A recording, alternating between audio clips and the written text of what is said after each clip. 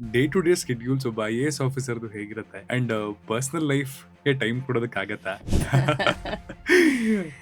ಇದೆಲ್ಲದ್ರ ಮಧ್ಯೆ the balance being a woman to ಫ್ಯಾಮಿಲಿನ take care ಮಾಡೋದಾಗಿರ್ಬೋದು, ಸುಮಾರಷ್ಟು ವಿಷಯಗಳಲ್ಲೂ ಒಂದು ಹೆಣ್ಣು ತನ್ನನ್ನ ಒಗ್ಗೂಡಿಸ್ಕೊಂಡಿರ್ತಾಳೆ.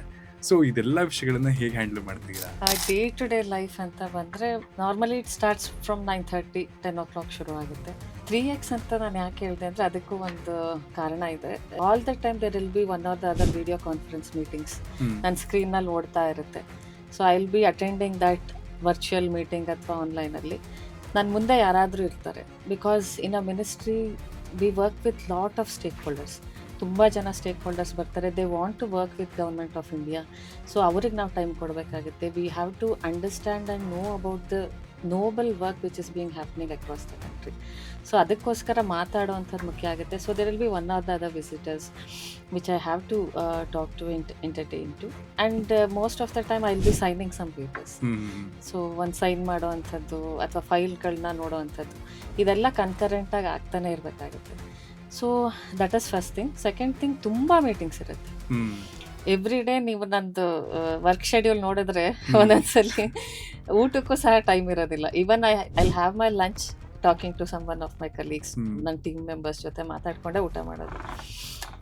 ಮೀಟಿಂಗ್ಸ್ ಇರುತ್ತೆ. ಫೈಲ್ಗಳನ್ನ ಚೆಕ್ ಮಾಡಿ ಓದಿ ಅದನ್ನು ಮೂವ್ ಮಾಡಬೇಕಾಗುತ್ತೆ. I cannot just work like a post man.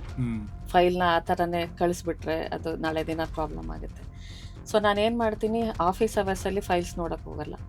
I will attend to meetings, I will have team discussions. ಅದೆಲ್ಲ ಮುಗಿಸಿ 6-7 ಆಗಿ ಮನೆಗೆ ಹೋಗಿ ಫ್ರೆಶ್ ಅಪ್ ಆಗಿ with fresh mind I sit at 8 o'clock.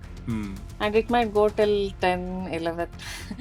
I don't know, depending on the number of files and depth I have to go. ಯಾರ್ಯಾರ ಜೊತೆ ಮಾತಾಡಬೇಕು ಏನು ಅಂತೆಲ್ಲ ತಿಳ್ಕೊಂಡು 10-11 ಗಂಟೆವರೆಗೆ ಮೂವ್ ಮಾಡಿ ಮಲಗೋದಾಗುತ್ತೆ. ಬೆಳಗ್ಗೆ ಎದ್ದ ತಕ್ಷಣ ಮತ್ತೆ ನ್ಯೂಸ್ ಪೇಪರ್ಸು ಅದು ಇದು ಈ ಬೇರೆ ಇನ್ಯಾವ ಚಟುವಟಿಕೆಗಳಿಗೂ ಕಷ್ಟ ಸಮಯವನ್ನು ಮೀಸಲಿಡೋದು. ಫಾರ್ಚುನೇಟ್ಲಿ ಫ್ಯಾಮಿಲಿ ಸಿಸ್ಟಮ್ ತುಂಬ ಸ್ಟ್ರಾಂಗ್ ಆಗಿದೆ ನನಗೆ. Touch wood. Both in laws and parents they are very supportive. Kids are in ಬೆಳೆದಿದ್ದಾರೆ ಅವರು. They don't need my day to day attention. They are in hostel studying in residential schools. So that's where I'm getting this luxury of time, where I can completely, I have devoted my time and everything for the service.